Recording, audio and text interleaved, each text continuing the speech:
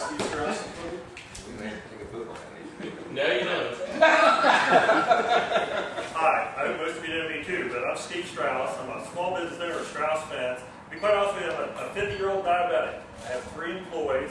My daughter's a nurse, just became a nurse, and my daughter-in-law is a nurse. So I'm kind of familiar with a little bit of it. There's 2 or 3 huge concerns that I have. But on a personal level, I'm doing a great job talking about the financial level. Being a small businessman, everybody in this room has some sort of business or works for somebody. I can't afford to be mandated to cover a certain level of health insurance. And if they don't go that way to make us do it, they're going to do it on a tax system. Does anyone believe there's something for free? I know better than that. None in my 50 years have I ever come up with something for free. And whenever I went for one of those, it's free and easy, it cost me. And quite candidly, has anyone in government seen anything efficient from the government? So here I am, a small business with 3 employees working 6:30 this morning. I'll be back out when I leave here till dark. And I love it. I love doing that. And the United States government's going to tell me what my personal health care and my daughter can earn in her job. She's went through 4.5 years of school. I'm very proud of her. She got her degree as a nurse. And she's terrified that she's going to have her income dictated by the United States government. And what she does and the care that she's allowed to give will be reviewed. One of the lines that bothers me the most, being a diabetic, only 50, but at 65 years old, apparently in this bill it says that you have to go to a board to review your end-of-life care. I don't know how many of us in here are over 50. I'm probably the oldest. But seriously though, end-of-life care dictated by the government. Think about that. End-of-life care. That sounds like something out of a science fiction movie, and I'm dead serious about that. In other words, I got to go to a bureau somewhere, sit in front of some bureaucrat and get told, well, Steve, you got diabetes, you need this, you need that, and now we're going to do it to the 40-year-old.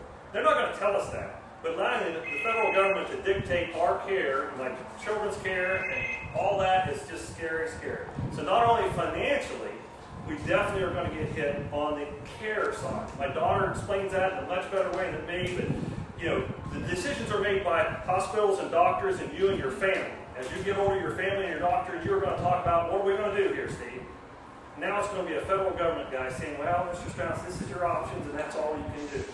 Whereas now, if I have good health insurance coverage, or I have the cash, I can have whatever my doctor says that I need to have. Yes, we need to repair the healthcare system. Without a doubt, the costs are high. You hit it absolutely right. Tort reform would be a huge, huge savings, and it could be done. And something else, yes, we could regulate some of what the insurance companies bill and how hospitals and doctors bill. There's ways to fix the thing. Don't destroy and throw the baby out with the bathwater and start a whole new socialist system just because we do have problems with healthcare. We have problems with a lot of things in our country that we can always overcome, and still have faith in the country in overcoming it. So this is going to, I'll be quite candid, this is very likely to put me out of business if the bill passes. I cannot afford $2,000 or $3,000 or $4,000 a month extra. As much as I'd like to have mandated insurance for my employees, I cannot afford $20,000, $30,000 a year more taxes. I cannot afford that. And then, even if they do that, what's going to happen to me when I turn 65, my children and everybody else in this room? We're at a crossroads. I'm really proud to see this many people here. I encourage everybody else to come out. I'm going to speak out strongly and as clearly and with as much common sense as I can, and I want everyone else to do the same. And we can stop this right now. Steve, you mentioned insurance coverage, medical coverage. That's a big part of it. But you also mentioned socialism. And the whole battle is how we're going to be as a nation. Regardless of health care or anything else, are we going to be socialists or are we going to be capitalists like we've always been? You're absolutely right. I want to say, my father got shot up. He got 3 bullets in his ribs, got all shot up in World War II because of the freedoms that we had. And he died because of those wounds 20 years later. Thank the Lord he lasted a while. But he died basically early because of the freedoms that we had in the United States. I didn't have the privilege to serve. But his sacrifice is going to waste if we turn from those freedoms. We defeated socialism in World War II. We defeated it. That's what he was fighting. And now we are voting ourselves into the government regulating our health insurance and our costs. And this meeting isn't about cap and trade. The cap and trade is the other half of that exact same equation. And I don't want to open that door too much. But I live on a farm. I receive free gas to my house. I have cattle. I'll have to pay a tax on cattle, and I'll pay a tax on the free gas. And a federal inspector is going to come to my farm and count my cows, monitor my gas, and do an R factor on my home. A federal inspector. That sounds like something from the 40s. that we fought against. And, so my family's had personal sacrifice to keep our freedoms. You're absolutely right. Anybody else? Or? That gas that you say is free, that's not free to you. That's your own land.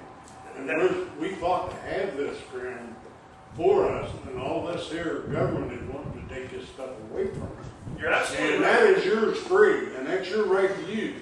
You're selling a part of it, and by doing that, you are getting the property that you raise on your own property, and that's yours. That's not free. Thank you for correcting me. That's exactly right. Part of that, too, that really makes a huge difference. The United States of America, oil company executives have told me, is the only country in the world where we own the mineral rights as landowners. We own the mineral rights. In other words, as you said, that's underlying. We pay our taxes, our property taxes, and that's ours. Other countries don't have it that way. That's why Venezuela has all the oil. The president has the oil because that country, if you're a landowner there, you don't own your own mineral rights. And that's what they're trying to do. Part of the cap and trade bill, deep buried in that, is a 7 to 10 year phase out of all explorations of oil in the United States. Within our borders, you'll not be able to drill a well in 10 years if cap and trade passes. I'm sorry I got off the cap and trade. Sorry about that. It's all the same barrel. Yeah. Anybody else? Thanks for being here. Thank you.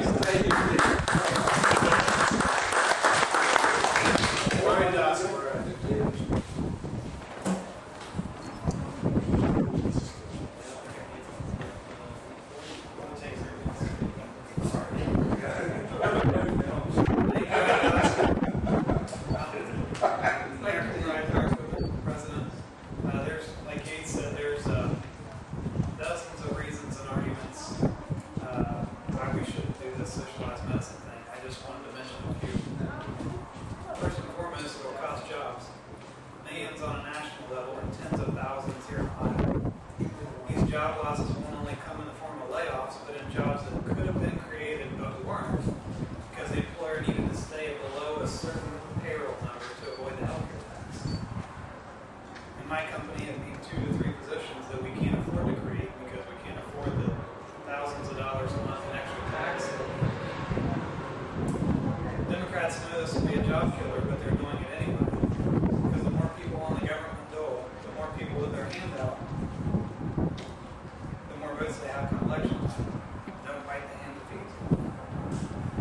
Businesses are merely tax remitters. When you impose new taxes on businesses, prices on everything go up in order for those same businesses to keep their doors open and maintain profit margins. So when they tell you they aren't raising taxes only on the rich and on business owners, it's just not true. All Americans will pay the price for free health care in the form of higher prices in everything you buy. And another problem with this is it covers family planning and imposes mandatory coverage of abortion on demand in all health plans. So even though I'm morally opposed to abortion because it's the taking of innocent life, I have no choice but to pay for abortions through a morally absent bureaucratic handling of my tax dollars. Finally, my insurance agent today, imagine for a minute the public housing that is funded by taxpayer dollars. Now imagine public